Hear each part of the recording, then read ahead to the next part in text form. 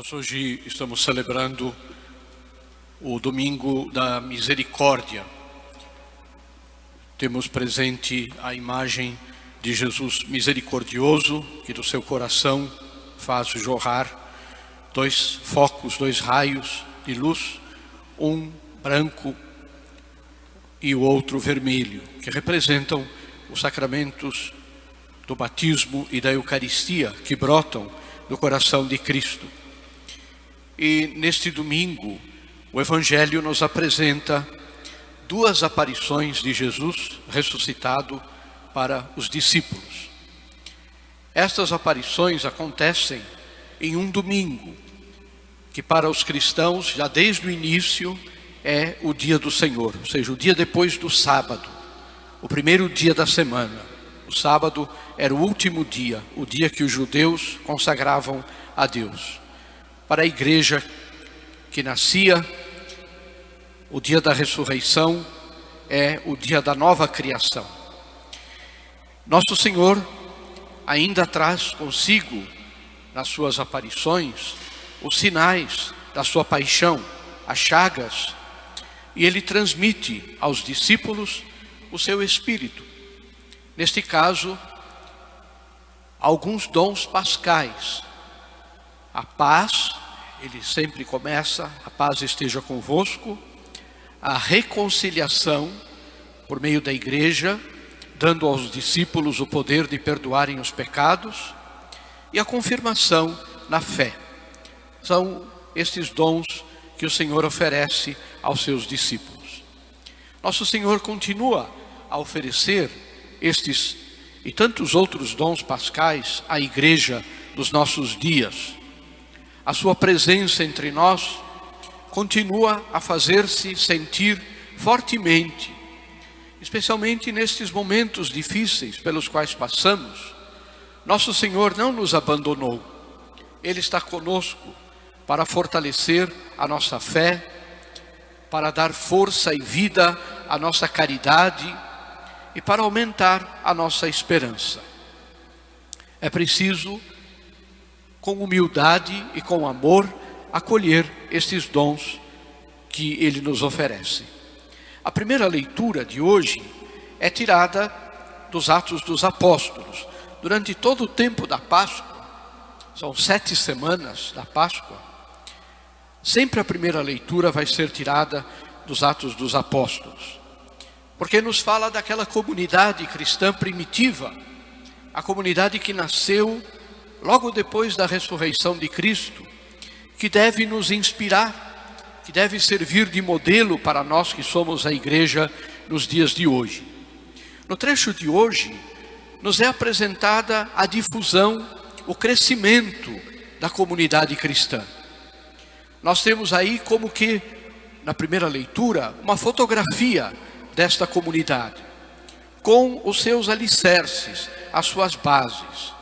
Como viviam os primeiros cristãos? Eles eram assíduos na oração, participavam da fração do pão, que era o nome que se dava à missa, à Eucaristia, e também na escuta da doutrina, do ensinamento dos apóstolos. Esses 3 alicerces continuarão a ser, e vão ser até o fim do mundo, os alicerces da igreja: a oração comum, a Eucaristia e o ensino da verdade. E é especialmente na liturgia dominical, na Santa Missa de cada domingo, que nós nos reunimos, que acontece esta realidade: a oração comum, a fração do pão e a escuta do ensinamento dos apóstolos. Por isso, a primeira leitura é um convite a todos nós para amarmos a Santa Missa Dominical e nunca deixar de participar dela. Há hoje uma mentalidade espalhada em muitos ambientes de que tanto faz ir ou não à missa. Ainda essa semana, ouvindo num vídeo de um programa de televisão de um sacerdote, ele dizia isso, que Deus Assim era a expressão que ele usava. Deus está pouco se lixando se a gente vai ou não vai à missa. Ora, isso é um absurdo. É claro que a missa é o centro da vida cristã. Um cristão sem missa é um cristão sem força. É um cristão que não tem o ensinamento da doutrina. É um cristão enfraquecido porque não se alimenta da Eucaristia. E é um cristão que não reza com a igreja. Portanto, para nós cristãos de hoje, esse é um dos grandes desafios, a missa dominical. Nós estamos vivendo esse período de crise, esta situação difícil. É preciso restringir a participação da missa, enfim. Mas nós temos que encontrar a forma, a maneira de voltarmos à missa dominical. Faltar à missa no domingo é um pecado grave. Não há o que justifique, pelo menos em termos, porque eu não pude ir, porque eu não tive vontade. Isso não é justificativa para deixar de participar da Santa Missa no domingo. A nossa vida de cristãos precisa ter como referência também a missa dominical. Na segunda leitura, nós ouvimos um trecho da primeira carta de São João. Este trecho que nós escutamos, ele era um hino, uma música que os cristãos cantavam na igreja primitiva durante as celebrações do batismo. Todo o que crê que Jesus é o Cristo nasceu de Deus, e quem ama aquele que gerou alguém amará também aquele que dele nasceu, e por aí vai. Um hino de ação de graças, um hino de louvor pela graça batismal, ou seja, da regeneração operada pelo batismo, que nos abre as portas do céu e da salvação eterna. São João nos fala também da alegria que nós como cristãos temos que sentir pelo dom da fé. Só que a alegria que nós temos como cristãos, ela nunca é uma alegria completa, total. Está sempre misturada com as dificuldades, com os sofrimentos do tempo presente. Como diz o apóstolo, embora seja necessário que agora fiqueis por algum tempo aflitos, por causa de várias provações. Esta situação de dificuldades que nós todos vivemos no dia a dia, deve servir sempre para nós como prova, também para verificar a autenticidade da nossa fé e da nossa confiança em Deus nosso Pai. Finalmente, ouvimos o trecho do Evangelho de hoje, o capítulo 20 de São João. E neste trecho que nós escutamos, somos chamados a tomar consciência que nosso Senhor entrega aos seus discípulos o poder que Ele obteve através da ressurreição dos mortos. Transmitindo a sua paz, nosso Senhor nos envia para o mundo com o dom pascal do perdão dos pecados, para que nós também sejamos instrumentos de reconciliação da humanidade com Deus e da humanidade entre si. Esta é a grande missão do cristão no meio do mundo.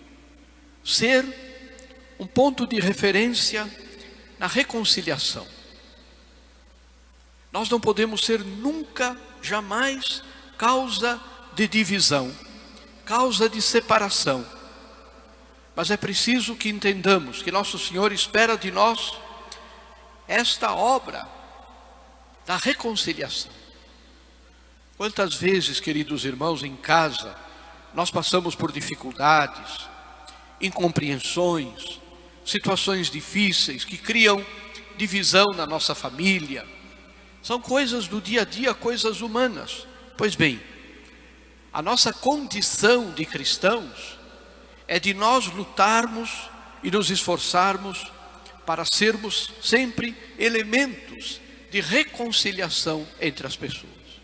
fazer sempre esse trabalho de conversar com um, de conversar com o outro, de explicar as coisas, de ter esta paciência com as pessoas, para que elas entendam a importância de que haja a compreensão entre si.